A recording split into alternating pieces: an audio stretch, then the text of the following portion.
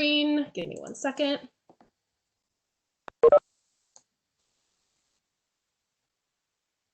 Just a thumbs up if you can see my screen. Awesome. Fantastic.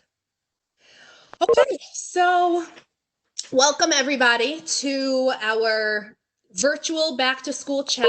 I know you have a lot of questions, but I also hope that if you pay close attention to everything all the information that I'm going to relay tonight, I'm hoping that a lot of your questions will be answered, that your concerns will be, at least addressed. And if not, we'll get to, any additional information that you need at the end. So here we go. Let's go over tonight's mission. So really tonight's mission is to inform families about our safe reopening plan.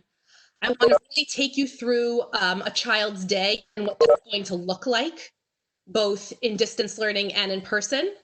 I want to share with you how we're going to meet some of those, strict guidelines and the mandates from the CDC and from New York State. I want to show you that fully distance learning option that has been presented, and I want to engage with you in a Q&A.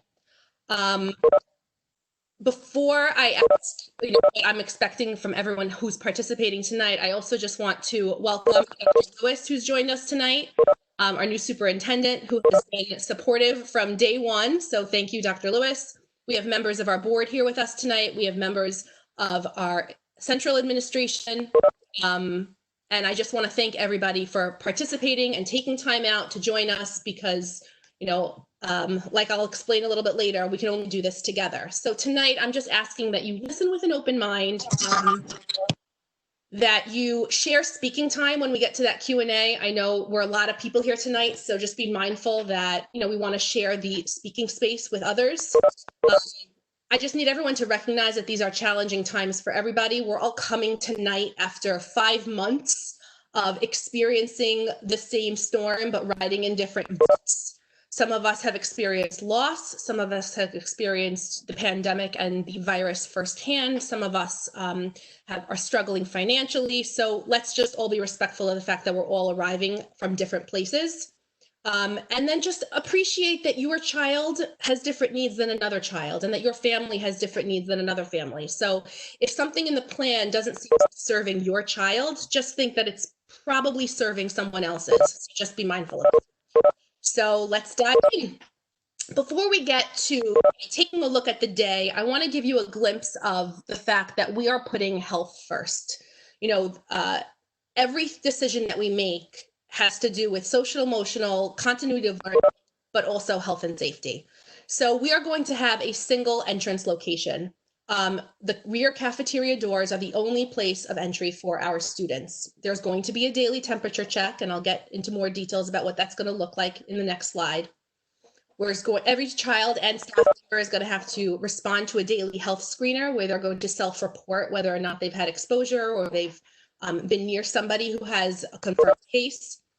We are going to enforce masks for arrival, dismissal, hallways, no gaiters. Gaiters are those like turtleneck masks that you lift up, but now it's coming out that those have been spreading a little bit more of those respiratory germs that we don't want to spread. So it's going to be just the traditional masks, obviously appropriate for school. When you are shopping for masks, I ask that you don't pick the gory ones or anything with inappropriate sayings. Let's keep it friendly.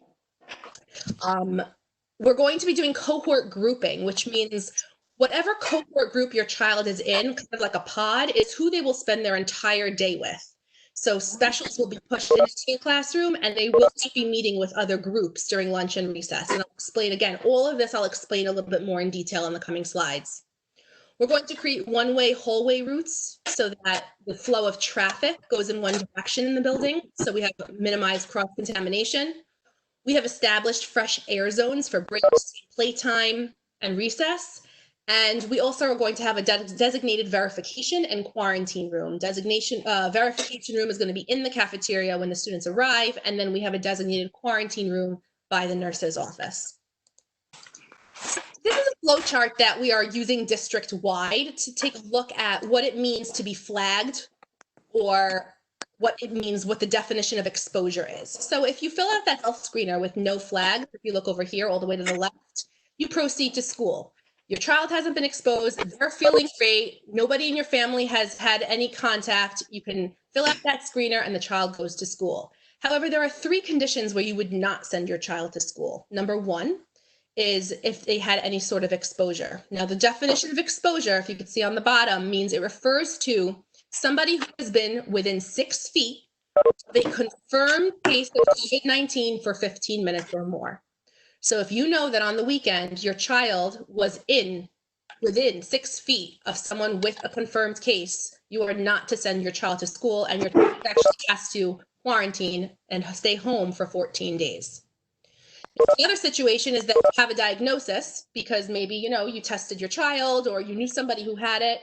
You have a diagnosis with no symptoms. Just because your child is asymptomatic, they still are a confirmed case, and we don't want that spreading to somebody else. So with a confirmed case, you actually stay home for 10 days since the first positive. And then, of course, if you have at least one symptom, and if you look at that list, fever, chills, shortness of breath, difficulty breathing, a new cough, not a cough from a lingering old illness, but a new cough, and a new loss of taste or smell would also indicate a reason to keep your child home. Now, we all know children get sick. They've also haven't been around each other for 5 months. So if you keep your child home, but you get a confirmation from the doctor that it is allergies, or that they only have to be home for 48 hours because it was just a stomach virus, or that it's a confirmation of strep, then you would just notify the school and we'd follow regular procedures, but we do have to have the confirmation from the doctor. This is another chart that we're using district-wide, and this kind of just shows the flow of when the child arrives to school. So the child arrives to school, and we know I just spoke about the screener, and on my next slide, I'll show you a little bit more about what that looks like. The child's temperature is taken, and again, if there's no flags over here, that green check, that's what we want to see, they go to class. If their fever is taken and their fever actually reads a little bit high, we understand that a child may have ridden on a bus that was very warm. They may have gotten so excited to come to school that they ran, so their temperature may be elevated. There's going to be a seating area in that verification room, and their fever will be evaluated again. Same thing if there isn't the screener is complete, we will contact you because they cannot enter the building until that's completed. So they will actually have to stay in the verification room until they have allowed access to the building. Obviously, if the fever persists and it really is a true reading, then the parent or the guardian will be contacted and the child will have to wait in the quarantine room until they are picked up. If a child becomes symptomatic during class, suddenly they have fever, suddenly they feel feverish, or they are experiencing chills or excessive coughing and it's a new cough, they will be sent to get evaluated as well. So I spoke a little bit before about the screener. We're very lucky that we have a very strong tech team here in Malvern, and they actually developed a Malvern COVID-19 questionnaire. All faculty, staff, family, we're all going to get access to this app. You're going to download it on your phone. You're going to need your child's email address and 6 digits of their ID, and that's going to be given to you, part of their welcome back packet. If in case you don't have it already, you do have it if you've accessed the parent portal. And you're going to answer simple questions. Now, we recognize that younger students don't have devices in their hand when they arrive to school. So what we're going to do is that in your welcome back packet, you're actually going to get an ID card that you're going to attach to your child's backpack like a keychain. When you fill out that questionnaire and you pass that questionnaire, that is linked to your child's ID that they'll be able to scan in order to enter into the building. So you fill it out on the app, it's linked to that ID card that's now attached to their backpack, and they can scan. So in order to meet the criteria to enter the building, a parent has to complete the questionnaire before 7 a.m. every single morning. So it's going to have to become part of your family routine. You might post it on the refrigerator. It's going to be written in your child's agenda every day. Maybe you want to make a big sign for your kitchen saying, don't forget the questionnaire, because a child will not be allowed into school until that is passed. The child will thus scan the ID. Hopefully they passed, so that's not a problem. The child has to have below 100-degree fever. And of course, they need to be assessed by an adult that their mask is being worn properly and that it's appropriate for school. So this is sample over here where it says safe check, and we're going to watch a quick video in a second. That is what the child is going to walk through for the initial temperature screening. So I'm going to press play.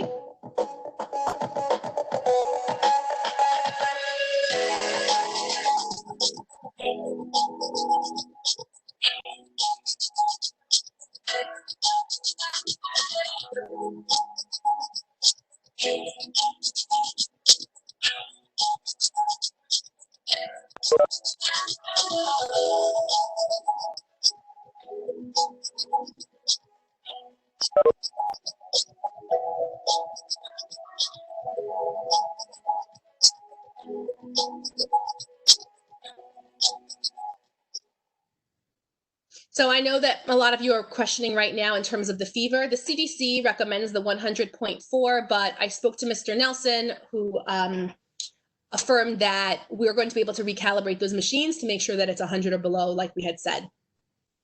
So let's take a look at our day at a glance. A lot of questions have been coming in how we were suddenly able to say, okay, we're bringing back all of our students K through 5. How is it possible that we are able to bring all of our students back into our building safely so that we can socially distance and meet the guidelines? So what everyone really needs to recognize at first is that the day is actually going to be condensed. So instead of having an 8 a.m. to 2:33 p.m., the day is actually going to be 8 a.m. until 1:49 p.m. So dismissal will be at 1:49, which is only one period shorter than we would have had on a typical year. In addition to shortening it and condensing the day, we have expanded the number of parallel sections on a grade level. And in order to do that, we reduced our class sizes to 17. Every school building is different. Across districts, across the state, we had to measure Davison Avenue.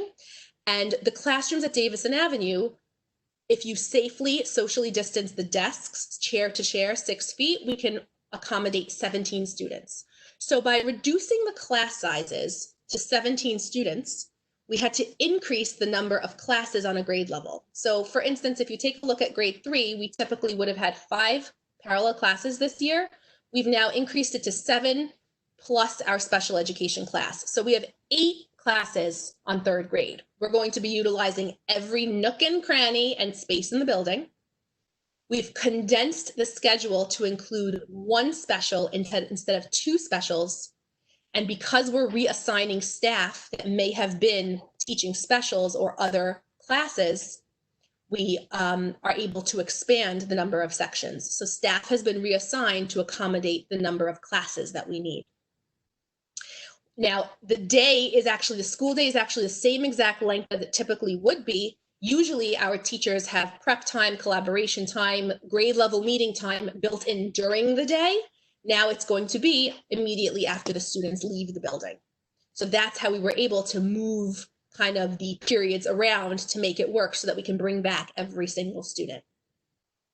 So really, I've been getting a lot of emails about how is it possible that we're able to socially distance, and the real short answer for that is that we're decreasing class size and increasing number of sections. So what will the classroom look like? This is a snapshot of a 3rd grade classroom.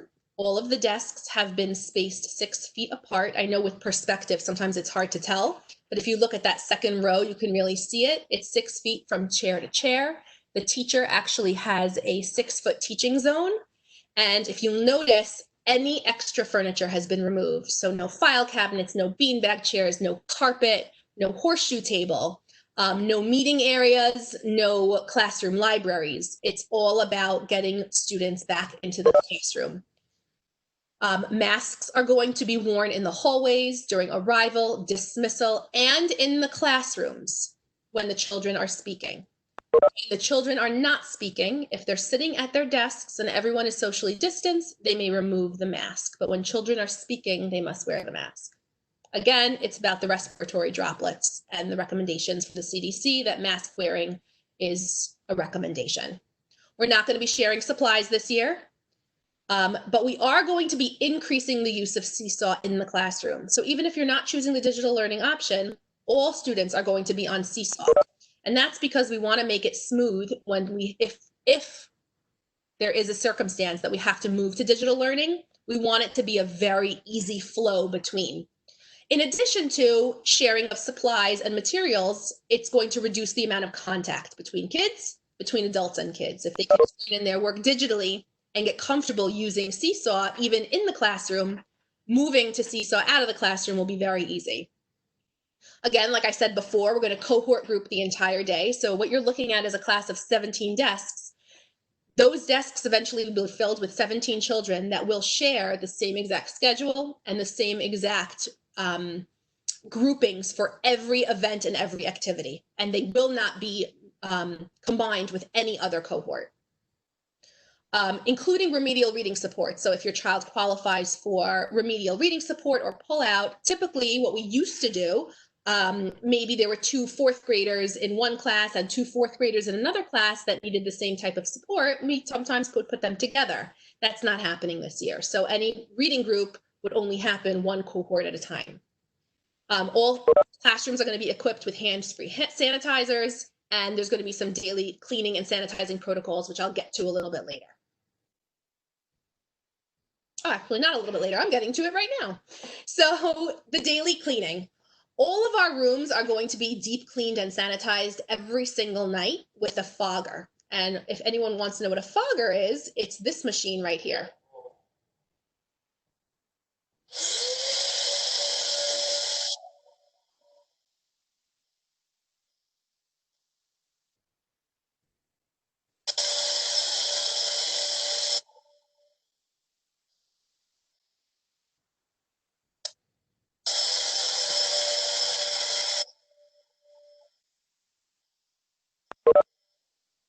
I think you get the gist of it. So this machine, which is like the Ghostbusters backpack, is going to be used every single night by our custodians. They're trained on how to use it. Obviously, you see that they're wearing appropriate PPE. And this is going to deeply sanitize all rooms that were used during the day. Keep in mind that we are not having any after-school activities. So MAC will not be housed in our building. We don't have after-school clubs. We will not be hosting anything in the evening. So once the building is clean and sanitized, it will sit empty for those night hours so that it will be completely ready for our students the next morning. So all of our common areas, the entrances, the corridors, the hallways, everything, highly touched surfaces are all going to be cleaned every day. The bathrooms are going to be cleaned and disinfected 3 times a day. The custodial staff is going to be trained on how to properly do all of this. And there's also going to be a daily cleaning log and a checklist that they have to abide by. All custodians will be wearing appropriate PPE even after the children have left the building. And obviously when we do the deep cleaning like the foggers, the children will not be present. So before I talked a little bit about specials and lunch, and I wanted to explain how that is going to be included in this plan. Now, if anyone has been on this journey with me for the past 4 years, you know that that 9-period day is my baby. And increasing play and extracurricular and social emotional learning is at the forefront of everything that we do at Davison Avenue. So it's very important to me that specials and the integrity of our specials classes stay as close to what they were intended to be as possible. So if you've read the New York State guidelines, you know that physical education and music and singing, actually, not music, singing can't be done unless the students are 12 feet apart. So students cannot sing or have any physical movement unless they're distanced 12 feet. So when we do special push-ins, the courses and the lessons in the push-in classes are going to be more of your music history, learning about athletes. It's going to follow more of a traditional classroom style lesson related to the special, but we're going to do a hybrid because we're going to do a lot of outdoor specials as well. So what we've done is we've created fresh air zones, and I'll get to that shortly, where PE can take place and music can take place appropriately socially distanced. So the students will be able to sing outdoors. They won't be able to engage in a game, but maybe they can do a yoga session 12 feet apart. Meals are going to be eaten inside the classroom. Food is going to be delivered in the classroom, and it's going to be like a paper bag style from our food service company. It's not going to be, sloppy joes on a tray because we can't clean that up during the day, but it's going to be more of a grab and go. And then every day, weather permitting, right after the students finish eating, a lunch monitor will be taking the students out to recess to what we're calling fresh air zones. What are fresh air zones? So This picture, it's an aerial shot of our building that luckily we have drones in the district, that this picture came in very handy when putting this together and figuring out all of our outdoor locations. So if you take a look, we have 8 fresh air zones, which match up with our 8 parallel classes. So at any given time during a lunch period, during recess period, during a special, classes will be assigned to different fresh air zones so that they can have the luxury of being outdoors without mixing cohorts. And the fresh air zones are going to change every single day. So for instance, if Miss Schwartz's class has the exploratorium on A day, she may have the playground on B day, and she may have the blacktop on C day, because obviously we know that we want the kids to have access to the more desirable locations, and this way it's equitable. So how are they going to be used? Recess every day, again, weather permitting, outdoor PE, outdoor music. Again, we're going to do a hybrid. Some music classes will be indoors and some will be out. Same thing with PE. Outdoor explore on the playground, and then of course fresh air breaks. Back when I showed you that schedule, if you noticed, there was like a little asterisk by period 4 and period 8. We're designating those periods to have 10, 12-minute fresh air breaks. You know, typically our elementary school teachers love to do go noodle for a little, you know, mind break to get the wiggles out in the classroom. So since we can't do that in the classroom, we've designated times where the classes can go out to their fresh air zones to have those break. And also look at fresh air zone number 8. That's actually our where we have our pumpkin patch. That's the piece of property.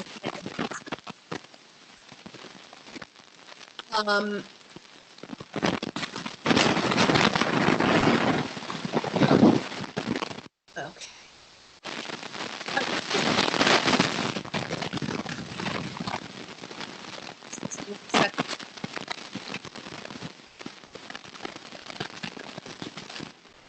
My audio should be funny. Oops, I'm sorry.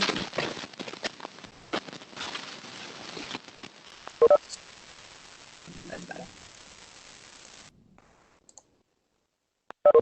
Okay, so that's our fresh air zone. So let's talk a little bit about transportation. Bus transportation is going to be available if you qualify. Qualifying families are families that live more than 0.8 of a mile from school, that everybody knows. So the bus transportation enrollment form is available on the district's website. That's this little button that you see over here. It's in that document. Whether you want to use the bus or not, I need you to fill out that form, because we need to figure out how many seats are being filled so that we make sure that we have the right amount of busing. Even if you don't plan on using the service, I need you to fill that out. And if you do want, I need you to secure your seat by filling out the enrollment form. I know a lot of you have already done it. So after tonight, if you haven't done it and you qualify for busing, I urge you to please do that as soon as possible. The windows are going to remain open on the bus, weather permitting. The students are going to be loaded from the back first up to the front. Obviously, when we unload at school, it's first off until the back. The seats are going to be numbered and marked so the children know where they sit, because it's going to go in order of the way they get picked up in the morning and the way they get dropped off. And all the buses are going to be cleaned and disinfected twice every single day. 2 children are going to be assigned per seat, and masks must be worn. And windows will be open. Again, if this is something you're not comfortable with, you can always opt out of busing and have your child either walk or carpool. Any school bus monitor or driver is going to take the health screener every single day. And any bus monitor that has to have physical contact with students, for instance, we have students that cannot, buckle themselves in or need help loading the bus, they will have to be wearing gloves as well. I did want to note that there was a question about hand sanitizer on the bus, and that goes against the guidelines. So there will not be hand sanitizer on the bus, but I urge you to give hand sanitizer to your kids to keep in their backpack. They just can't provide it. Okay, so the big question, I know everyone is wanting to know, what is that distance learning option? So the distance learning option, the way we have it right now, is going to be a class just like we would have in Davison Avenue, except it's going to be fully virtual. So when I showed you that schedule before, all the teachers and the sections, we're probably anticipating that one of those sections is going to be virtual. I don't know how many kids will be in that class, because that's all going to be contingent on enrollment. the way it looks right now, we are anticipating that there will be a virtual learning class at every grade level, and they will follow the same exact schedule. So for instance, if there's 2 periods of ELA followed by a special, the kids will log in for 2 periods on WebEx with their teacher, and then they'll go into WebEx with whatever special their class was supposed to have that day. It will be identical, the AM to the 1:49 p.m. They will function on Seesaw and WebEx, and it's going to be a full day, just like their peers that attended class. Please keep in mind that if you're enrolling in that program, you have to complete it by August 20th. The deadline has been extended to accommodate anyone who wanted to go to the district town hall with Dr. Lewis. And just recognize that you're committing for the whole quarter. So until 11/16. November 16th is the first day of the second quarter, and then you'll always have the option to extend or send the child back if that's what you decide. Now, you also have to keep in mind that if a child does go from distance learning back into our buildings, it means that they are switching teachers. And then there's also that question about what does distance learning look like for a class that has to quarantine or a child that has to quarantine? So if a child has to quarantine, they will just get re-rostered into the existing distance learning class, which means they will be receiving their instruction from the distance learning teacher on their grade level. If an entire class has to quarantine and the teacher is healthy, then the entire class will just move to a distance learning model and follow the full day schedule. Again, I can't make any promises because we're dealing with health. So in a perfect world where nobody gets sick, no teachers get sick, I can guarantee that students would have the same teachers no matter what situation we're in. But we have to keep in mind that if, God forbid, we have teachers or staff that can't report or cannot teach because of COVID, because of the virus, then accommodations will have to be made in terms of who is teaching what. But the distance learning option is going to mimic a full day. Lots of questions about special education, 504 plans, and our ENL students. So I just want you to know that if your child receives any special education services or they have accommodations with a 504 plan, they receive any of related services like OT, PT, speech, that will also be in place whether the child is in person or the child is on a distance learning model. Now, any of our pullout services, just like I spoke to you before about reading, is going to, again, align with the cohorts. So if there are children who receive speech services in a small group, it will only be kids in a small group that are in the same cohort as them. We are having our horseshoe table sneeze guards. Those are these things down here, custom made for our small group interventions. So our speech therapist will have one on her table. Our ENL teacher will have one on her table, and our reading interventionists will have those. We also have these portable sneeze guards that are going to be made for us so that any teacher that needs to have a close proximity with a student. So for instance, they really need to get close to a student to do some sort of conferencing or instruction. We're going to have some of those portable ones that they can place on a desk or place on a table so that there can be an extra barrier to get a little bit closer, even with the masks. Special ed distance learning option. If you are a child, if you are a family with a special ed student and you choose that full distance learning option, their plan will be aligned with the Davison plan to meet, and it will meet the needs of their IEP. Obviously, some special considerations might need to be made. If you know me, you also know that I work very closely with Mrs. Martini. And she told me today that she's going to be hosting a town hall specifically for our special education families on Tuesday at 3 p.m. So if you have specific questions about how we're going to support our special ed kids and how we're going to meet everybody's needs and meet their IEP, then I urge you to go to get that information. So we talked about the distance learning option if you choose it. Now the question happens, what happens if we go on school closure? So we could potentially go on a school closure for two big reasons.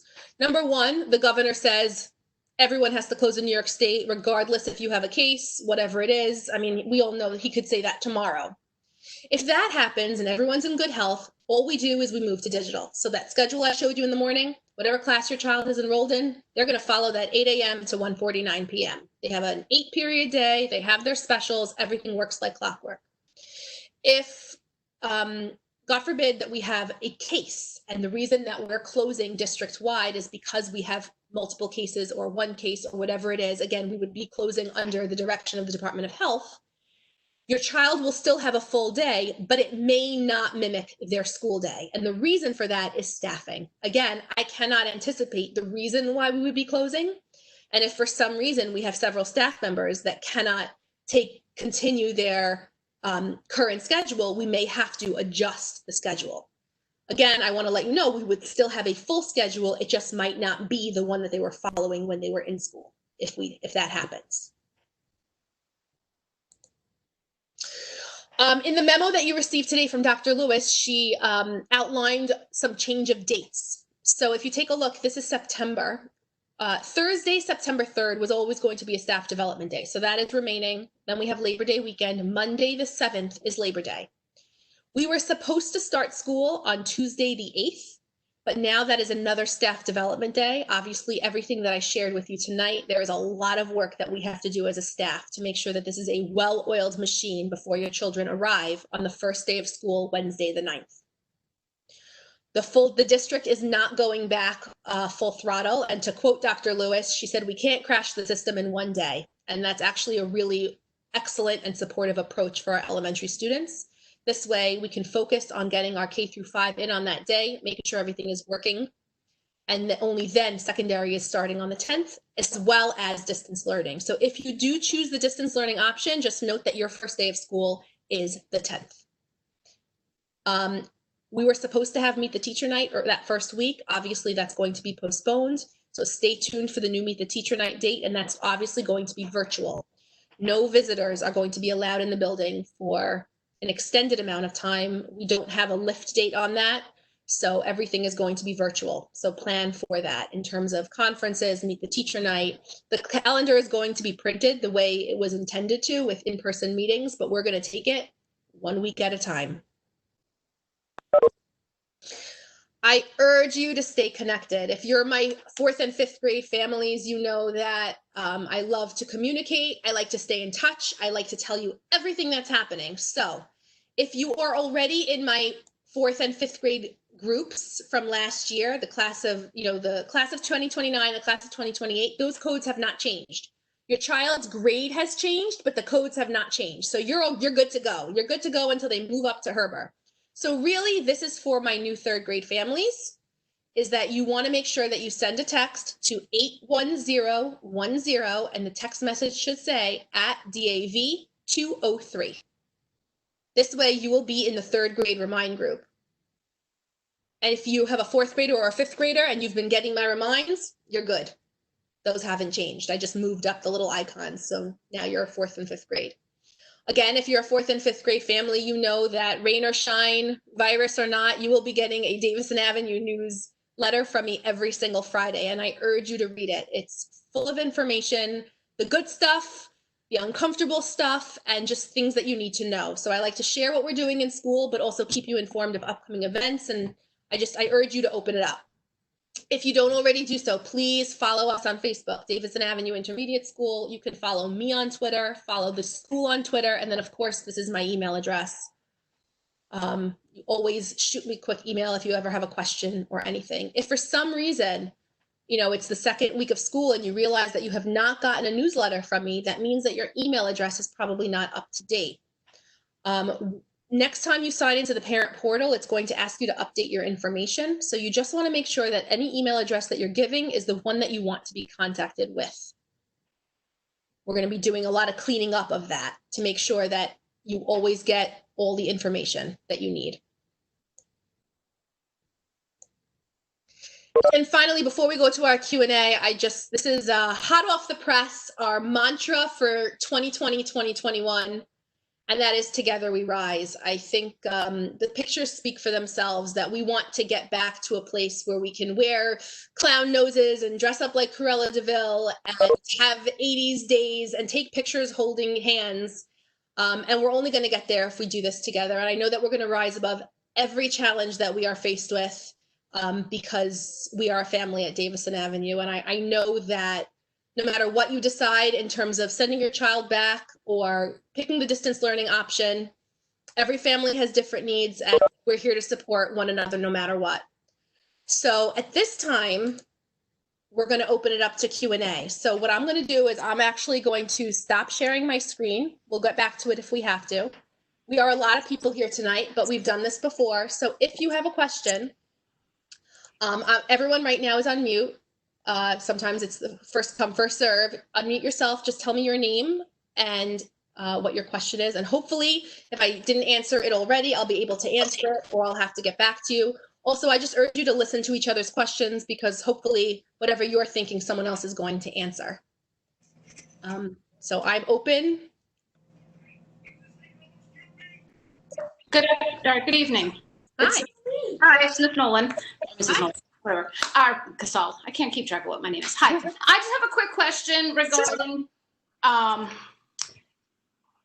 that idea of, if a child has to go out and go into quarantine, they'll jump onto the distance learning. So I'm assuming that means that all the classes are going to try and stay as aligned academically as possible, that, when they're all doing the same math lesson on the same day, so that, which I know isn't always the easiest, but that's sort of the plan, I'm assuming, so that if we have to have movement within classes, kids aren't going suddenly digital and being like, I already did this work, or I don't know what's going on because we're further behind. And that's going to be a major grade level goal this year, is that we really need to, not that we have to be in lockstep, and it's okay if you're one lesson ahead or one lesson behind, because that we can fix. But yes, being as close to each other as possible is going to be the most important, especially because we're going to have kids in the building and kids not in the building, and we want to make sure that it's equitable. So that is absolutely a grade level goal. Thank you. Sure. Hi. Oh, I'm sorry. Go ahead. Whoever just said hello, I think I accidentally muted you. This is Andrea Williams. Hello. I have a quick question. Me and my husband were just thinking, let's say we do enroll our child in the remote distance learning for the full day. I know you said the quarter ends at November 16th. Yes. But if in between that we see that it's not working and we want to have her do in person instead, is that an option, or does she have to continue throughout the whole first quarter? Okay, so actually, once you enroll in distance learning, that is your decision for the quarter. So you can, if for some reason, a child gets sick or starts feeling really anxious because of the masks, or, September, end of September comes and you realize that it's not working for your child to be in person, you can switch into the distance learning. But once you're in distance learning, you're there for the quarter. Okay. And the extension will be out early. Obviously, we're not going to send it out November 15th. What did you say? I'm sorry. So many people are muting. I couldn't hear that last part. There's a lot of people muting. It's on. I'm sorry. What's going to happen is that we're not going to put the extension for the enrollment on November 15th. Obviously, it'll go out earlier. The same thing with the busing. But once you're in for the quarter, that's where you remain for the quarter. So that's a numbers issue, because we're going to have to recalibrate all our classes every quarter. So it'll be, let's say everything is fine for the state, and they say, okay, you can continue with in-person learning. At that point, before November, the cutoff date, we'll have to make a decision whether or not we want to do in-person or distance again. Correct. Okay, thank you. Sure. I think Ms. Crowley, I think you had a question. Actually just answered it. It was kind of about if we put them in and then it's not working, we pull them out. Got it. Thank you. Excuse me. I think someone else had a question. Hi, Ms. Gross. This is Mr. Z. Hello. How are you? Good. How are you guys going to be doing testing for all the students that are doing distance learning? How's that going to work? Okay, so for benchmarking math and reading, luckily we do Renaissance Learning, which is our STAR assessments, and our STAR assessments are virtual. They're online. We did not benchmark the kids at the end of last year, simply because the volume of students that we had to test, and we weren't prepared for it. However, we're going to have to be prepared for it this time around. So our distance learning students will be benchmarked in reading and math using STAR, and their tests, whatever is their chapter test, is going to be digital submission via Seesaw. Okay, thank you. Sure. Mrs. Gross, it's Mrs. Henry. I have a question for you. Sure. Two questions. One, once you do the reading assessment on the children, if it turns out that that child may need assistance with reading, how is that something that you would accommodate? And the second question is, being that they are now, like, for example, Chase is going into third grade, they're going to be doing everything on Seesaw, so they're not really going to be practicing writing skills. Is that something that the parent should then at home be practicing with them? Do you know what I mean? Like they Yeah. might. So you make two. So you really have two questions. So really, in terms of practicing writing, in terms of composing writing, they will have practice on Seesaw. If you're talking about handwriting and cursive, that's going to be, you know, specifically for third grade, that's probably going to be part of their distribution packet. So when they do pick up materials, maybe their cursive, this will be part of their materials packet.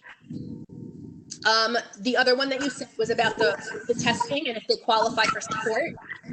So RTI, which is our response to intervention program, will exist in the virtual world as well as the brick and mortar. So if your child, you know, does not meet benchmarking on their STAR test, they will get reading supports virtually.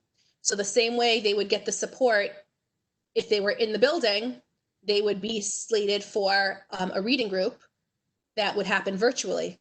And that one, we can actually mix cohorts. Okay, thank you. Hi, Ms. Gross. Hi. Hello. I have a question on online. I'm sorry. Students that you have. The maximum students online class. So the maximum, I'll be honest, I don't have a number yet because it's going to be a fluid maximum. If we have 60 students, obviously that's too many for an elementary school class. But if I told you 30 and 31 enroll, we're not going to be splitting that class. So we're going to keep it reasonable, manageable for the teacher, because we want to make sure that the teacher has contact with every family and contact with every student. But it's really going to depend on the enrollment that we get. So I'm anticipating one class that could be, you know, it could be 30, 35 students in one class, but then the teacher will have to accommodate and maybe do small groupings so that, you know, one section will be working on an independent assignment on Seesaw while one section is meeting with the teacher, and then vice versa. Kind of like what happens in school where, you know, a teacher would meet with a small group while everyone's writing in their journal, and then vice versa. Ms. Gross? Hey, Ms. Gross, what about school supplies? School supplies. So if you go on the district website under Davison Avenue, our lists are there. The only reason I have not sent them out yet is because we haven't had this conversation yet. I didn't want to overwhelm anybody. I did put the link for our school supplies in the email that I sent you to invite you to this tonight. We understand that there are some supplies on that list that might be hard to get. So it's going to be send in as you find them. Again, you can check the website for the school supply list if you're ready to go shopping, as well as the email that I sent you has the link. So the 3rd, 4th, and 5th grade lists that are on the website now are the current lists. Question. Yes. Can you hear me? Yes. So whoever just said, can you hear me? Please ask your question again. Okay, Ms. Gross, this is Ms. Dean. How are you? Hi. So, hi, I have a question about MAC, and I know that, you know, you kind of touched on it slightly, but I'm thinking about for the children that may need to utilize MAC, how will the cohorts that are established in the classrooms, will that follow for MAC as well, or how will that be handled? Do you know? So MAC is not going to occur in Davison Avenue. Mm-hmm. So we are not housing MAC. If MAC is able to secure another location, the question is going to be, how soon will I know what the enrollment is? Because I need to get class lists out ASAP. I know that everyone wants to know who their teacher is and make accommodations. Or it's going to work the other way. Well, I will have to notify MAC who is in which class, and they may have to make pods based off of our classes. Okay. But we have a relationship, so I'm hoping that we'll be able to communicate with the MAC director. Very good. Thank you. No. Ms. Gross, where do we get that? Pick up the iPads? The iPads, good question. So if you do a distance learning option, the materials distribution will happen on the first day of distance learning, which means we need to get our children safely into the building on the first day, which is going to be the 9th. And then the 10th is going to be the distance learning start. So we're going to have, just like we had the drive-by, I think it was like March 17th on that day where you drove by and you had a packet with all the materials. That's how you're going to get it. The difference is that back then we didn't know how long we were going out for. So it was like, do we send an entire textbook? Now you're going to get a quarter's worth of materials. So whoever is teaching that section will put a quarter's worth of materials needed, plus the iPad, plus the charger, plus anything else that we need you to have. So you only have to do that drive-by once a quarter. Hello? Hello? Hello? Yes.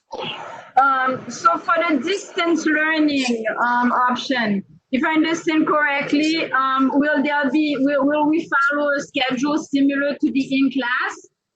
It will be identical. Okay, and will there be as much teacher interaction? Yes. Okay. So the online schedule actually is going to mimic exactly. It's going to be exactly the same. So if you have a third grader, they will follow the third grade schedule. 2 periods of ELA, then they'll have a special every day on WebEx, then they'll meet with their teacher again. They'll even have lunch at the same time. You have to provide it, of course. Actually, now that I said that out loud, there will be lunch available for food pickup the same way we had during the closure. If you have picked the distance learning option, you will have the availability to pick up food at the back of the high school. That's going to be our location the same way it was during the closure. But even lunchtime will be the same time, like for quizzing classes. And if a student was receiving, let's say, math support or was being pulled out, they'll have similar sessions? Yes, so they'll have similar sessions in terms of the reading and if they get any other related services. The math supports are going to be provided by the classroom teacher this year, and that is because of staffing. We had to reallocate and reassign staffing. So right now, math support is going to be with small group instruction by the math teacher. Hi, Ms. Gross. Can you hear me? Ms. Gross, it's Ms. Nieves. Hey, Ms. Nieves, how are you?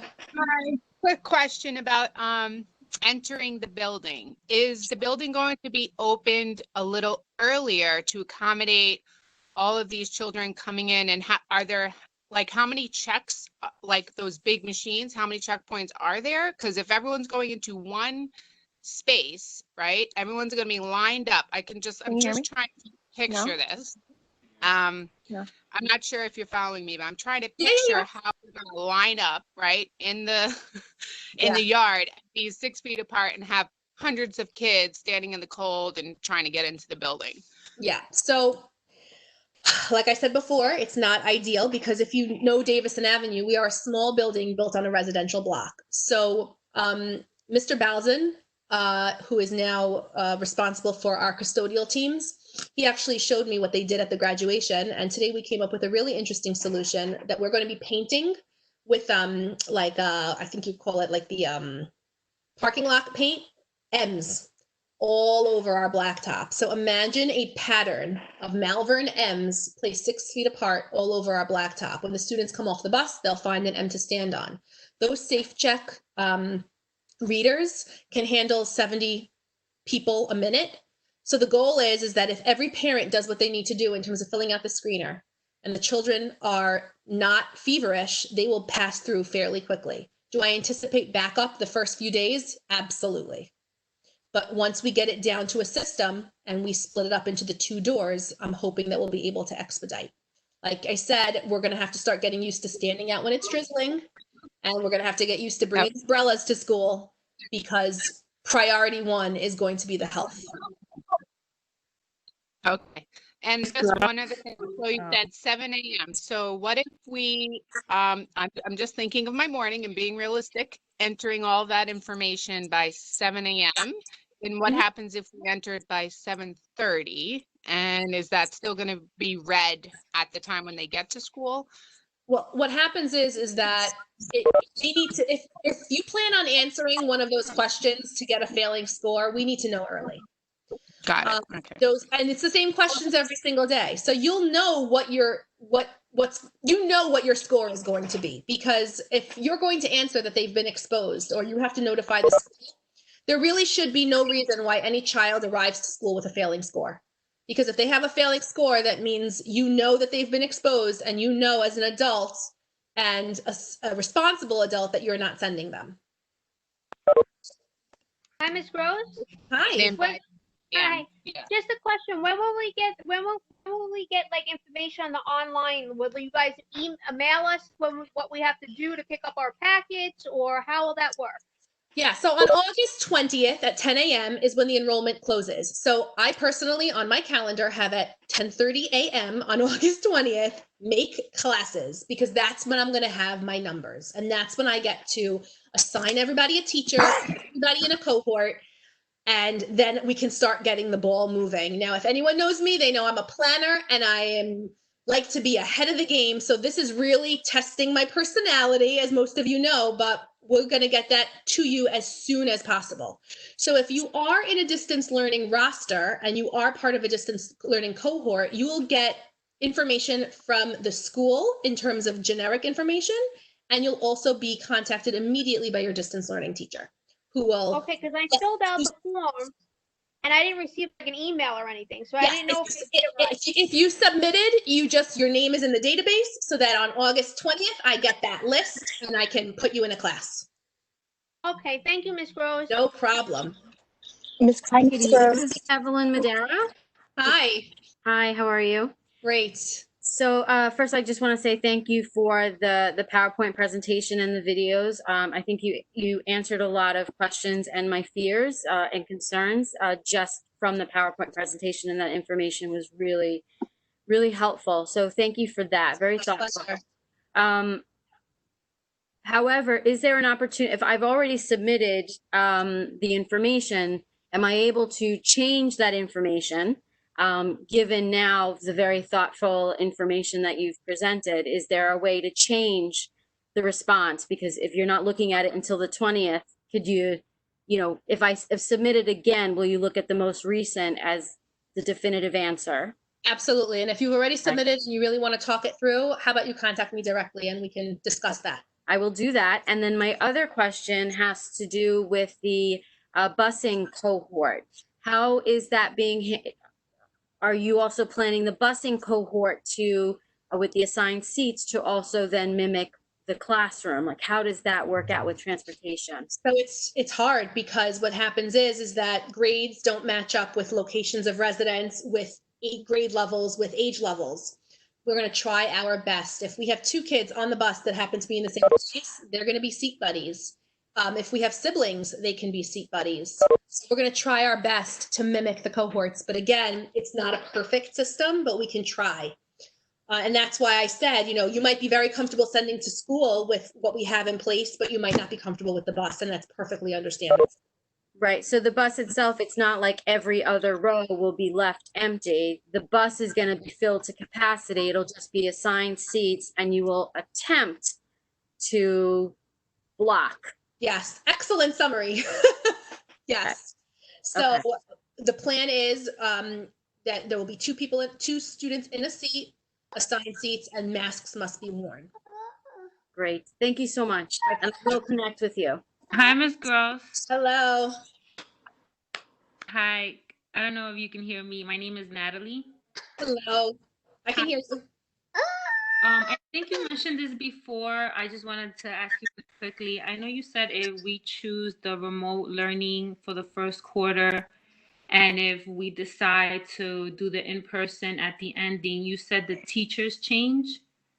Yes. So if you decide to be in remote learning and then you go second quarter into the building, there is a 97% chance that your child is going to have a new teacher, because now they're moving from their distance learning class into an in-person class. Got it. Okay. Thank you. No problem.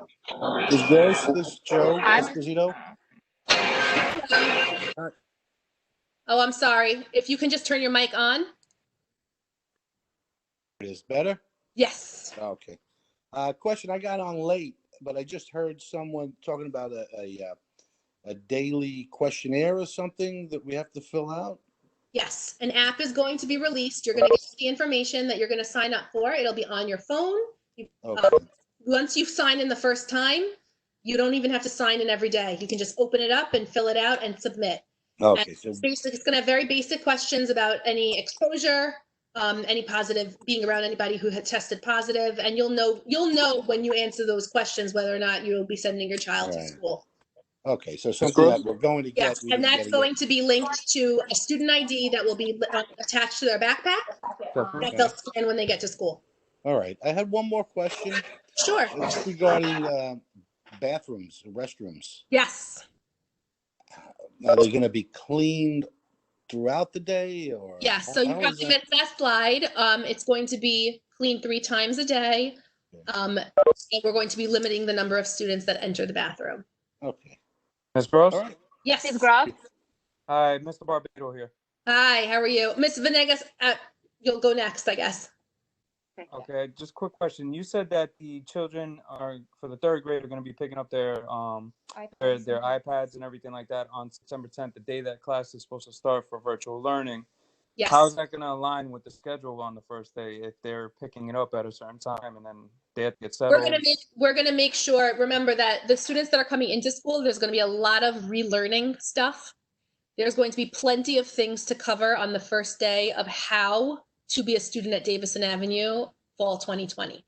So we're gonna make sure that instruction aligns for the kids that are at home that are in school, because remember, there's different instruction that needs to happen. So we're going to do a lot of training about physical distancing and what it's going to be like in the morning and the screeners and all of that the children at home don't need to sit through. So we're going to make sure that we cover that the first day so that when instruction starts, it's going to start for everybody. No, I think you misunderstood the question I was asking.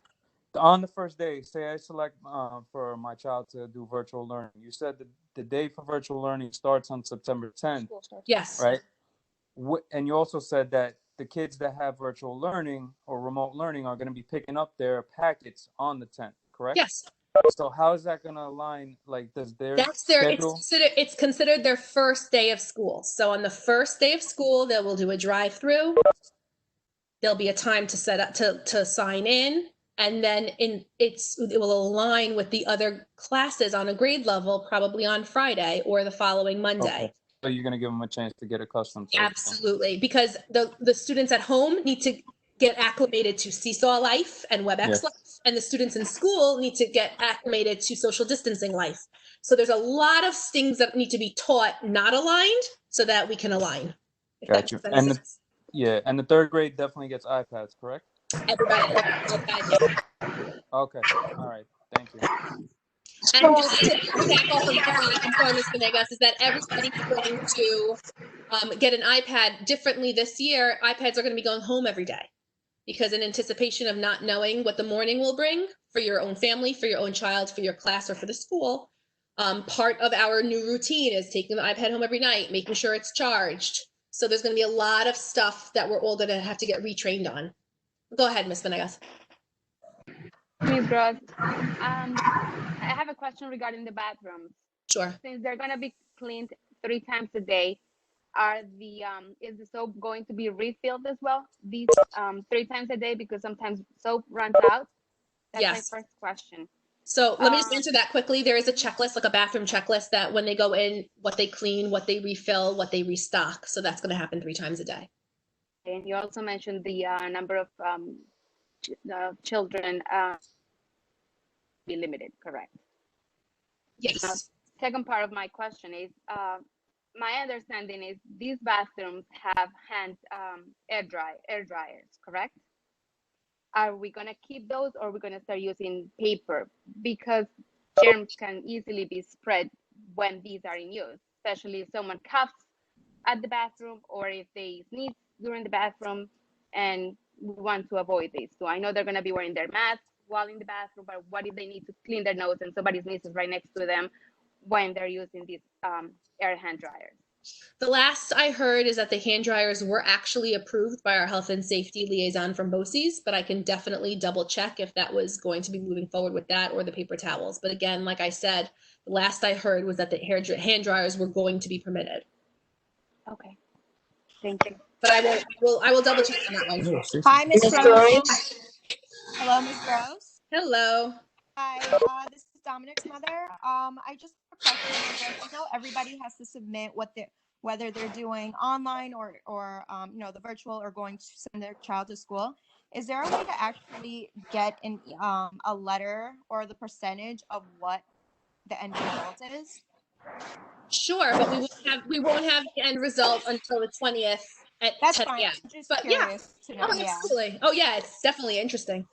Thank you. Ms. Gross? Yes. This is Diane O'Gara. I just wanted to confirm, my understanding is if I'm sending my child into school, I'm just waiting now to get the supply list and all that stuff. If I'm doing distance learning, then I have to notify you, right? So, okay, so I'm sending her to school, I don't have to do anything. If you're sending in, all I say to you is thank you for your patience. Okay, all right, thank you. But in the meantime, Ms. O'Gara, you can locate the supplies online if you want to get a head start. Okay, great. I also suggest that if you are sending in and you want to get those really cute masks that are available in all of the Old Navy and Carter's and Target. I know Kat and Jack made some really cute ones for Target. You might want to get ahead of that too before they all sell out with the back to school rush. All right, thank you. Hello. Hello? Sorry.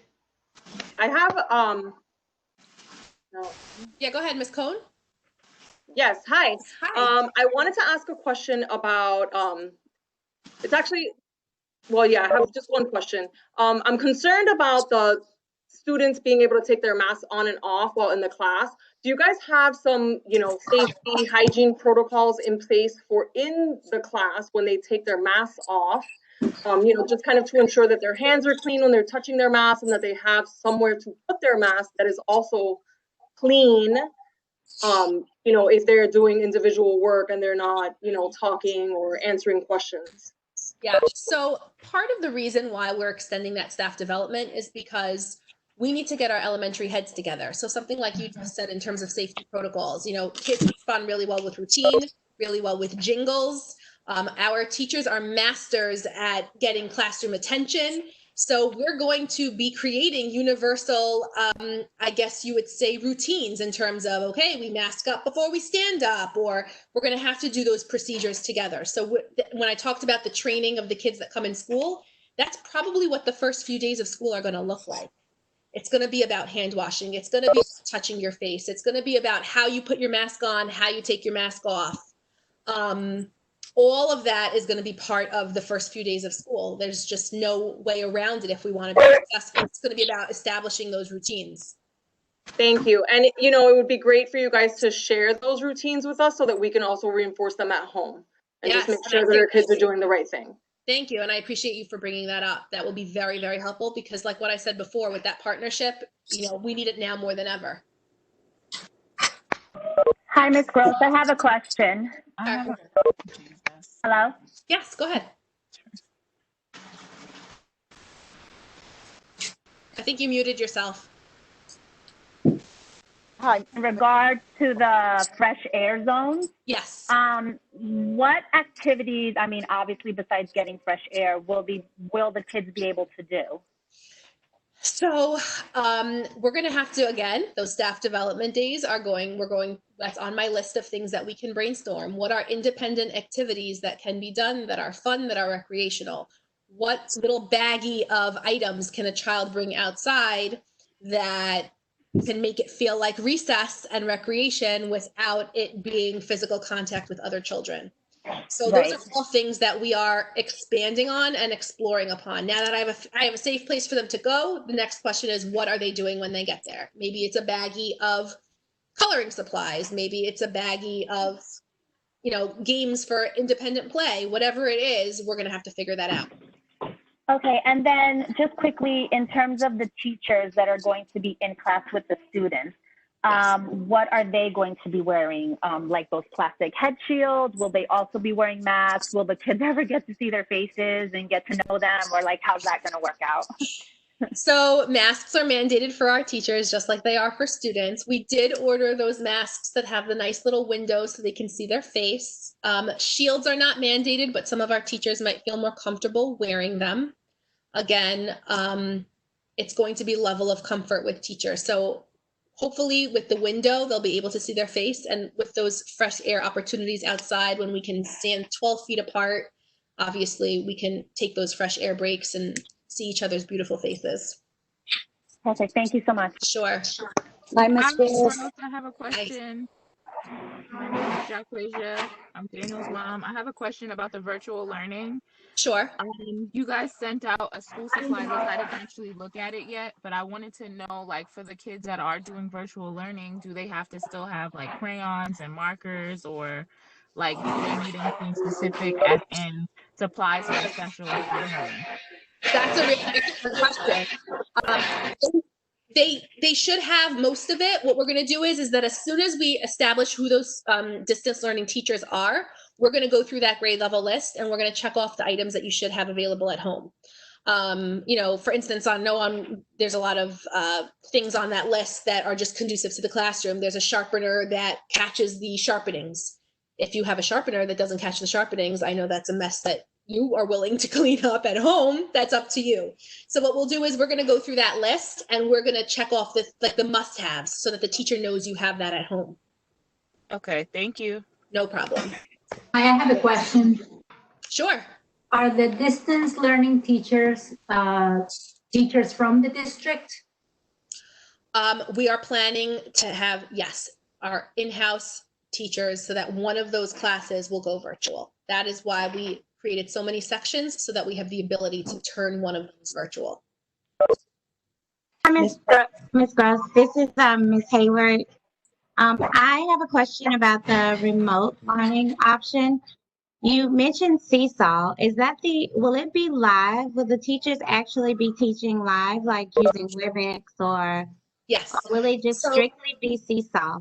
No, so Seesaw is what I like to call our parking lot, right? Seesaw is where information gets, the teacher can put things there, they can park assignments there, the students can park their responses there. WebEx will be used for the live instruction. So they're going to be using a combination. So if it's 2 periods of ELA, they'll be live with their teacher for the 2 periods. And if it's the 2 periods of math, they'll be live with their teacher. Okay, great. And I have one more question. So you also talked about like the Fresh Air Zone activities and the activities being independent. What about when they're assigned to the playground? How is that gonna, like, they're still gonna be able to like play together? So, in phase 4 in New York City and in New York State in general, playgrounds are permitted. So again, part of what we're going to be doing in the first few days of school is how do we play on the playground during this time? How do we keep our distance but still have fun during this time? And so there's going to be a lot of training the students to, play together but maintain distance and personal space. So remember, it's only going to be one cohort at a time. Typically, we have upwards of 50 kids out there. Usually, you don't realize it because the space is really that big.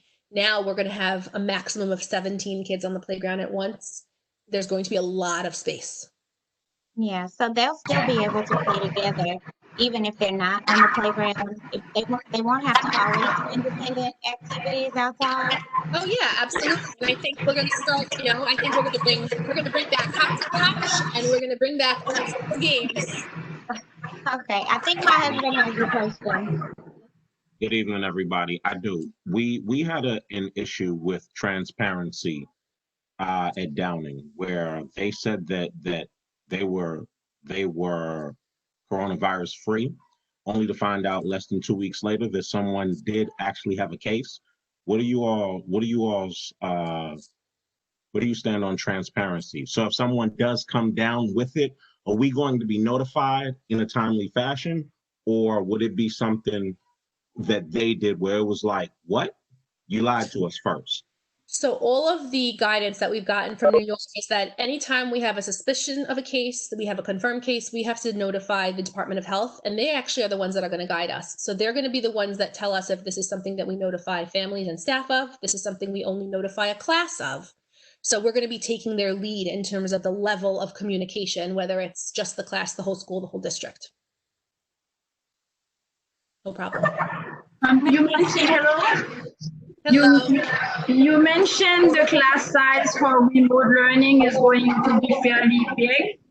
So how is that going to be handled for students that may need a little bit more attention and that are used to a smaller class size?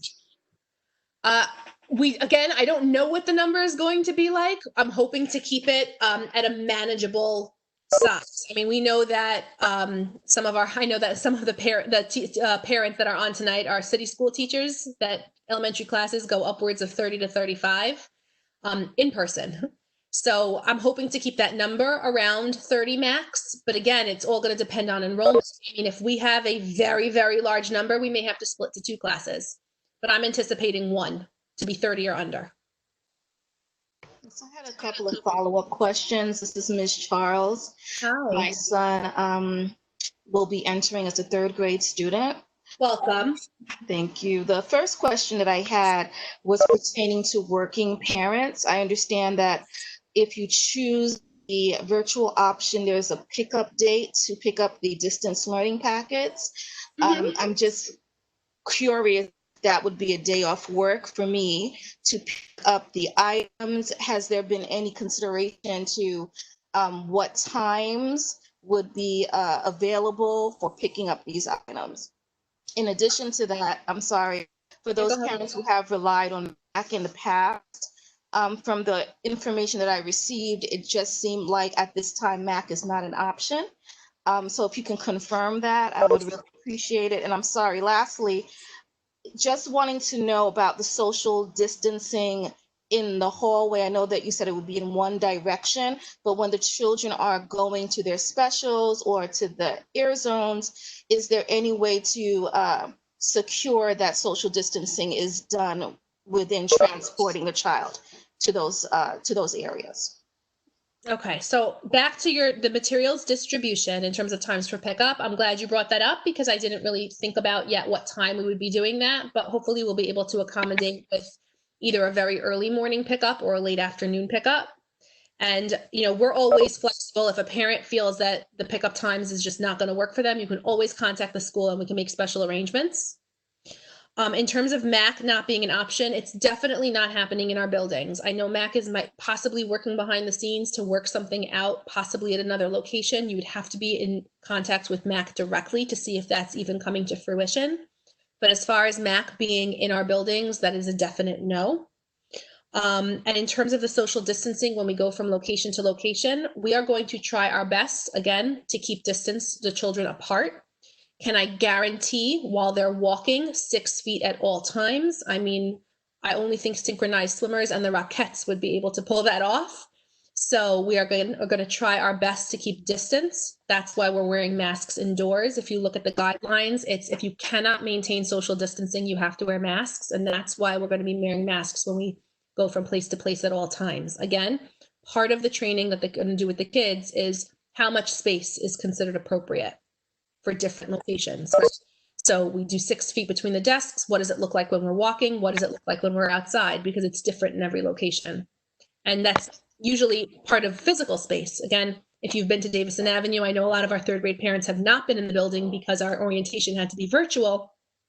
Davison Avenue has very narrow hallways and small spaces because, like I said, we're built on a residential block. So we're going to do everything that we can in our power to make sure that the distancing is appropriate. Thank you. Sure. Rose? Hi, Ms. Rose. This is Dr. Dean again. So just a quick question. I just want to circle back to the in-classroom setup. I think you said it's about 17 kids with a 6 feet distancing. But in terms of the air quality, what are we doing? What can you talk about in terms of the air quality of the back that will be occurring? Because in the classroom, if I understand correctly, the students do not have to wear a mask, right? So when students are speaking, they are going to be wearing a mask. If they're sitting 6 feet apart in their desks, just an example, if they're silently reading or they're, watching a video that the teacher is displaying, they can pull their mask down. But if they're answering a question, they can be asked to pull it up. Again, that's because of the respiratory droplets. In terms of the air ventilation and the air quality, again, we are in direct communication with our liaison from BOCES, who are health and safety. They've given us the green light that our rooms are ready to go as long as, whenever possible, the windows remain open for circulation. And again, like I said, we've been given the green light that we are ready to welcome the kids back in those rooms. Mrs. Gross? Yes. Hi, Paulina Montavo. Hi. So you walked us through the process of the health screening, the daily health screening every morning. But once the children have entered the building, they've been screened, they've passed, how will they then get to their classrooms every day? Because we used to line up every morning, right? And then also, what changes, if any, changes will there be to pickup in the afternoon?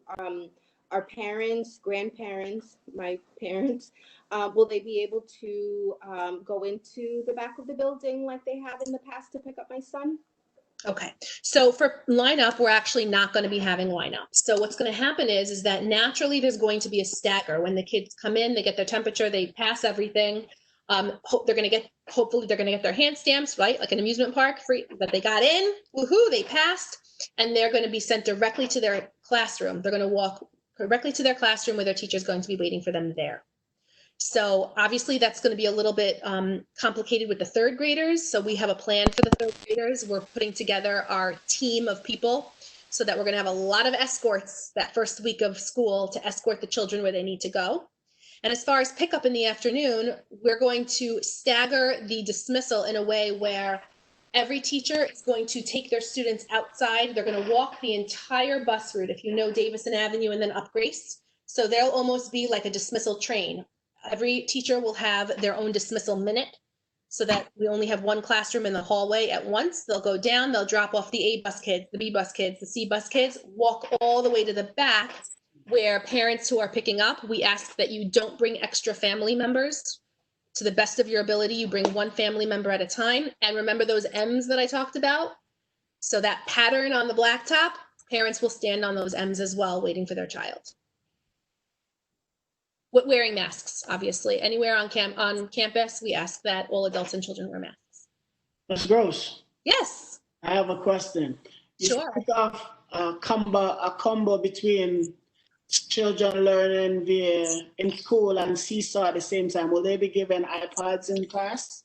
I want to ask a question. Yes, every child, grades 3, 4, and 5, will be given an iPad and a charger on the first day. I'm going to ask a question. Please do not curse. What happened?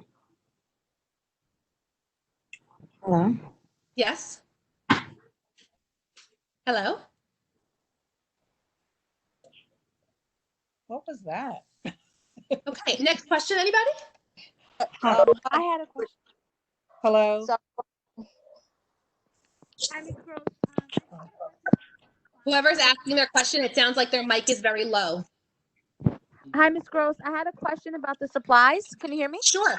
Yes. Okay, will they be shared in the classroom or? No sharing of supplies. We went over that in the classroom. Every student, actually, we purchased for every child a clear, it almost looks like a shoebox, I would say, one of those plastic shoebox with the covers. So we have one for every child. All of the supplies will be going in there and they will use their own supplies only. Oh my God, she heard me say, please don't curse. I'm going to ask a question. Who is that? Okay, everyone is muted. If you have a question, please unmute yourself and speak. Hi, Ms. Gross? Yes. How are you? Hi. I'm Veronica Moreno. I have a third grader and the fourth grade. Sorry, Miss Moreno, I just muted everybody. Just unmute yourself again because there was some background noise. Okay, sorry. So I have a couple of questions. Number one, when are these welcome packages being mailed out? Because I know you mentioned some may have received it already. So I'm kind of curious because I haven't received any. Nobody received anything. I mentioned before that the distance learning enrollment closes on August 20th at 10 a.m. So nobody is getting anything until later that week, if not the next week. Okay, good. I know that everyone's very anxious to know about their teacher and all of that, but your patience is very much appreciated. Things are going to come a little bit more last minute this year because we want to make sure that we accommodate every family. In the interim, in my email inviting you to tonight and on the website on the Davison Avenue page, all 3 grades school supply lists are current. So if you want to get ahead, That's really all the thing that you would have to worry about right now, because everything else is just a bunch of signs, a bunch of forms to sign, and just information about the first day. Okay, great. Thank you. I mean, I'm patient. Don't worry. I just want to make sure that I don't miss anything. Yeah, no, don't worry. You didn't miss anything. And if you're worried about missing anything, you can always shoot me an email. Perfect. Thank you. The other question is just so every single kid in Davison is gonna get an iPad? Yes. Oh, okay. I thought it was only for the remote learning. Okay, that's great. Every single child. Okay, great. And the other question is about the school bus. So I actually received like the school bus survey from Dr. Nelson because I have my other two kids in the high school and the middle school. Mm-hmm. So obviously the Davison kids are the only ones going to the school bus. So I have to do that for every quarter or just this quarter? Right now you're going to do it for this quarter, and if we have to get more information from next quarter, we will have to send it out again. But right now, just worry about this quarter. Okay, and I did do the survey. However, I never got anything on email to make sure that you guys actually received it or not. Like once you click submit, you're good to go. It's all. I have a question. Okay, thank you. Come on, Ms. Gross. I have Yes. a question. It's Kim Hesunia. Hi. I had a question about grading. So the children that learn remote or virtually versus the in school learning, the grading would be identical, or? Yes, as of now, because their classroom and their assignments, and it would be identical because they're following the same schedule, same curriculum, same everything. So they would have to be like logged in like a full school day, same as if they were in school, right? Yes, it's pretty much. The only thing that might feel a little different is that, for instance, if the teacher during the second ELA period wants to meet with, half the class for a small group and says the other class, you're going to do an assignment on seesaw, but there's going to be that communication throughout the whole day. Okay, and the teacher that's teaching virtually would probably remain the same, right? Unlike, because there wouldn't be as much risk as if they were in school and you don't really know what would happen, right? Yeah, I mean, if the remote, the goal would be that remote class is untouched. The only way it would get changed is, like I said, God forbid, there is some major staffing issue and we have to kind of recalibrate what we have. But that is just a worst case scenario that I don't want to even entertain. But I just need to put it out there because I can't make promises. There's just too much unknown when it comes to a virus. Okay, and the option to return in person would be quarterly, right? Yes. So probably in the beginning of November, that's when we're going to send out that form again. And it's at that point where you'll decide whether you want to extend your distance learning or you want to opt back into the building. Okay, thank you. No problem. Ms. Gross. Ms. Couch. Hello. Thank you so much for the detail. How do I do it? I think what's lingering for me, and you may not have the answer yet, is what happens if there is a suspected case in terms of notifying and either mandating that the children stay home in the classroom or giving parents the option to keep their children home to sort of self-quarantine in the event there is a suspected case or a case in the classroom. Again, any suspected case, we are going to be under the guidance of the Department of Health. So that's really not a decision that we're going to make. I know I had those flow charts in the beginning. That's so we understand why the Department of Health is going to give us the directions or the directives. So again, it's not something. That's a theoretical that I really can't answer because it's going to be case by case. Okay. Will we get a notice like we do? I'm sorry, I have to mute everybody. I'm sorry, Ms. Kelch, can you unmute yourself again? So in the event that there is an illness, a COVID case or a suspected case, would we get a notice home like we do for any other illness? Is that how we would find out about it? Well, another parent asked the same question before. The Department of Health would let us know to what extent notification needs to be had. So is it the class needs to be notified? Is it the building? Is it the district? So depending on the type of case, that's how you'll be notified again under the guidance of the Department of Health. Okay. Thank you. Sure. Hi, Ms. Gross. Hello. Hi, this is Sandy Raquillo. Call again. Oops. Can you hear? Oh, can you hear me? Yes.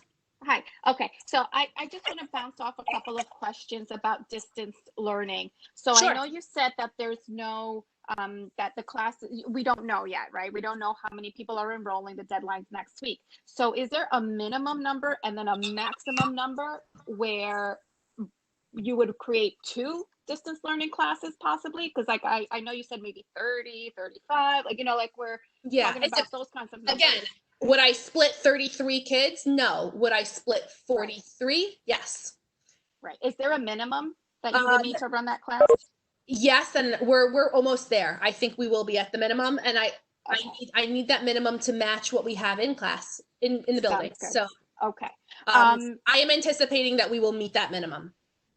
Okay. And all of these, you know, all the information you gave about the distance learning plan, is this going to be updated on the district plan? Because I reviewed it right before our meeting, but it's still this. It doesn't mention anything about the distance learning plan.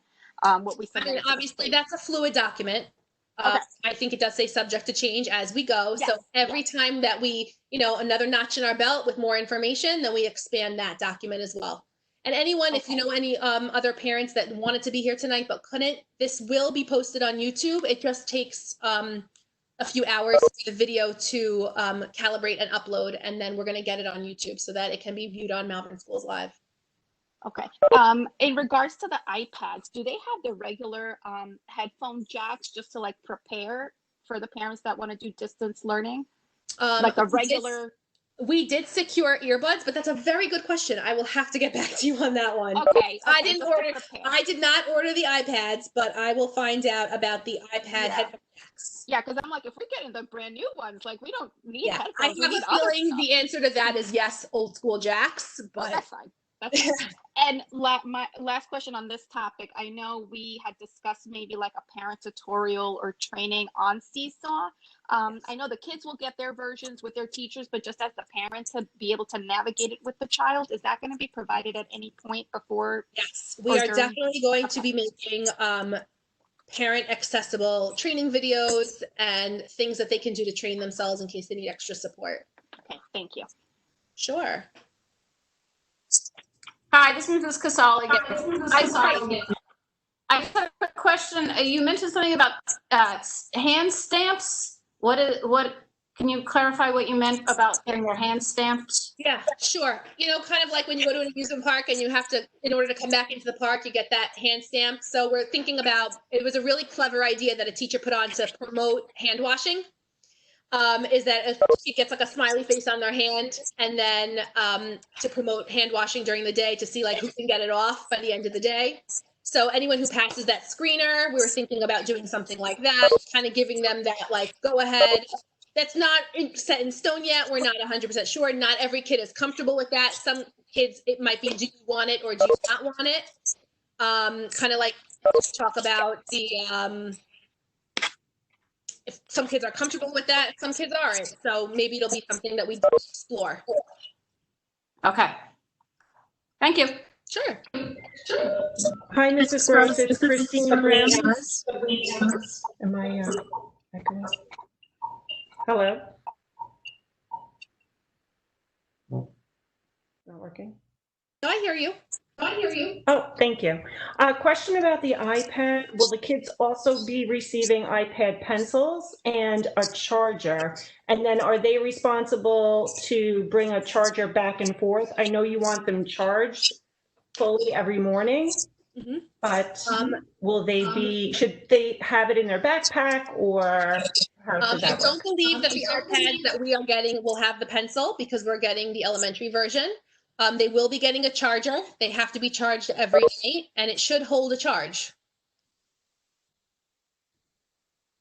Okay, thank you. No problem. Hi, Ms. Gross. This is Tiffany Harris. I have an incoming third grader. Welcome. And thank you. The question was actually about like the social emotional support that will be provided, you know, to the kids. Like, could you talk a little bit more about what that looks like? Because certainly all of these procedures, especially for kids who have been in school before, are going to be totally different. So could you talk a little bit about that? Yeah, I mean, I'm very thankful that we have a mental health team at Davison Avenue that is all hands in. If you've ever had any contact with Ms. LaVenture or Mr. Brala, they know every student by name, their likes, their dislikes, things that make them tick, and everything in between. So we're going to be making sure that we do specific check-ins for certain kids that we know might be on edge because of what's going on. I urge any parent that thinks that their child might need a little extra eye or a little extra support to contact me so we can make sure that we do that. And we're also going to be doing routine push-in support workshops just to talk about what's going on and how different things are. And we've been talking extensively about that because with all of this training and all the new procedures and new protocols, school's going to look very different for everybody come fall. And I know that that's trust that we have to build with our new third graders. Luckily, we have that trust with our fourth and fifth and our incoming fourth and fifth graders. But we're going to make sure that we do that. And we've also talked about doing social emotional check-ins with our distance learning. So, you know, just because Mr. Brala, Ms. LaVenture, and myself are in the building, that doesn't mean that they don't have access to us if in their distance learning plan. We plan on doing some sort of rotating schedule where they will push in via WebEx to those classes to do check-ins. Got it. Thank you. Sure. Mrs. Groves? Yes. Yes. Hi. I just need to know in regards to the lunch, is there a lunch calendar so we know what the kids will be having? I'm assuming Aramark will put that out, but just like they always do, I can find out about that in terms of what they're serving with the grab and goes.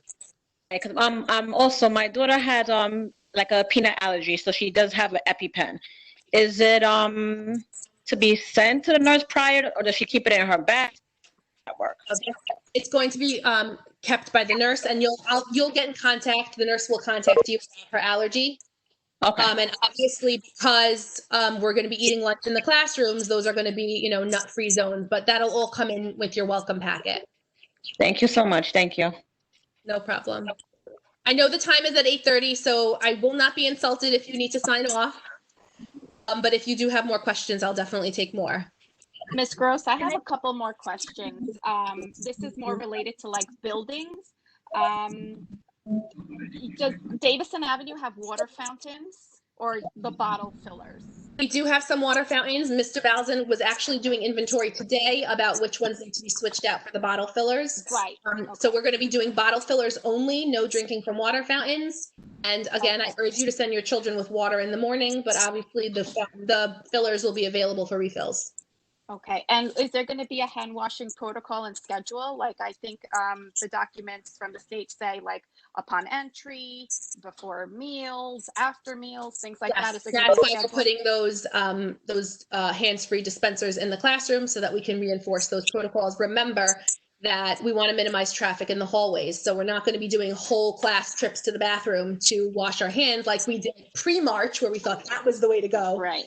Our mentality has shifted a little bit.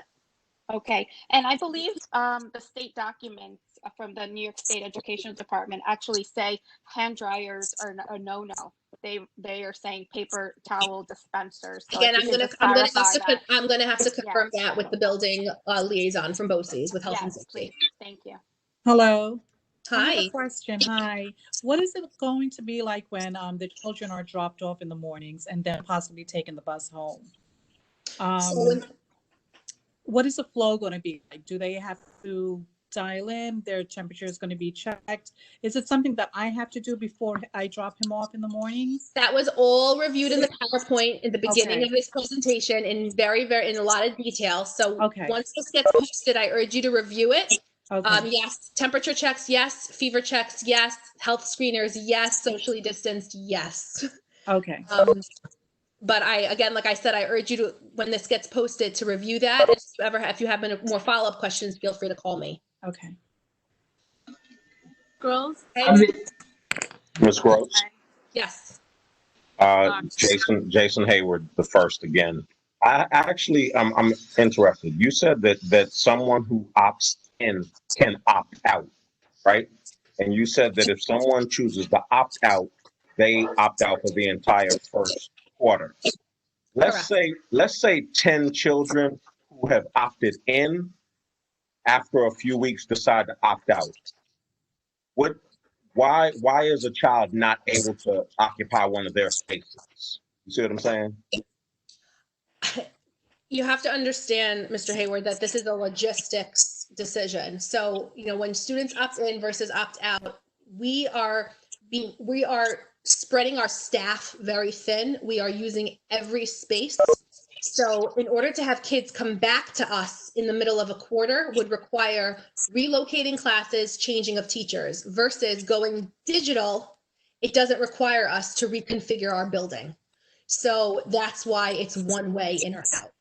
No, I don't think you understood. I was saying, like, if someone who was in was opted out, so now the seat that they occupied in, why wouldn't the person who was out be able to hop into their seat? If everyone opted in and out on exactly the same day and the numbers synchronized, then maybe we could revisit that. But right now, in terms of putting together a plan, that we can't plan for that kind of synchronization. Okay, thank you. Sure. All right, last question, anybody? Final round? I had a question. How are you? I need to know if the kids can, in third grade, they can use the face shield. Like if my son wanna use the mask and also the face shield, so he feels more protected. Can he do that? Yes, more is always acceptable. Minimum is the mask. If they want to wear a face shield, absolutely. Okay, all right, thank you. Sure. Hi, Ms. Gross. Yes. Yes, this is Danielle Hall. My question is, will there be randomized tests throughout the day? No, in terms of temperature checks, or are you talking about COVID? Yes, ma'am. Yes, So ma'am. Temperature. We don't have a plan to do randomized checks. If a child presents to, be lethargic, change in mood, anything that could potentially trigger a child to present as sick, then yes, we will send them to the nurse and then reevaluate.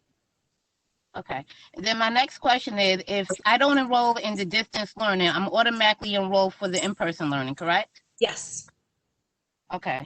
And then my next question is, I know I saved it all for the end. So if the kids are out there with fresh air and they're getting too close, will there be someone there to separate them? Yes, obviously in grades 3 through 5, there's always going to be supervision, and all of our staff is going to be trained on what's appropriate. Okay. And children will always have, 6 feet of distance. There's no really interacting with them playing. Otherwise, maybe catching a ball because possibly. Yes, we are going to maintain distancing as much as possible. Remember, these are children. Yes. And it's going to be undoing a lot of the cooperative play training that we've done. So we just have to be patient, and we have to recognize that children will forget and that we're going to have to do a lot of reminding. Okay.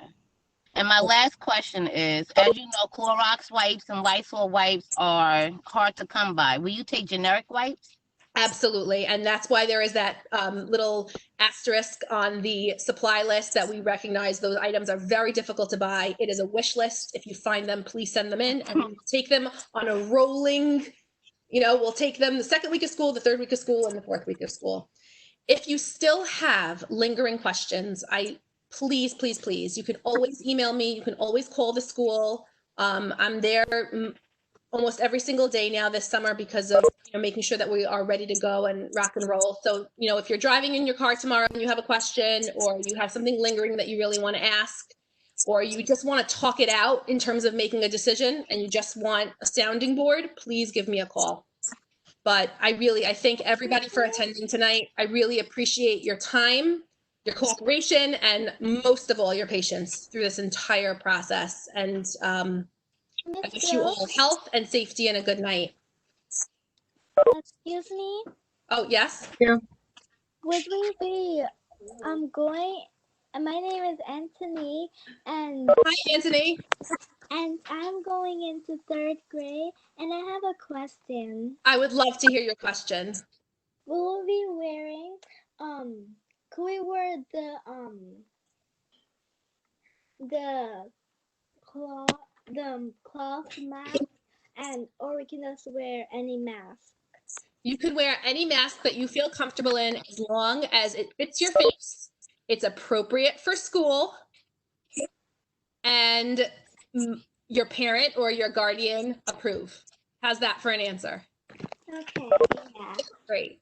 And on that note, we'll finish because I think that was the best question of the night. I can't wait to meet you, Anthony. Me too. Have a good night, everybody. Good night. Thank you for coming. Thank you. Thank you. Good night. Thank you. Good night. Good night. Good. Be safe.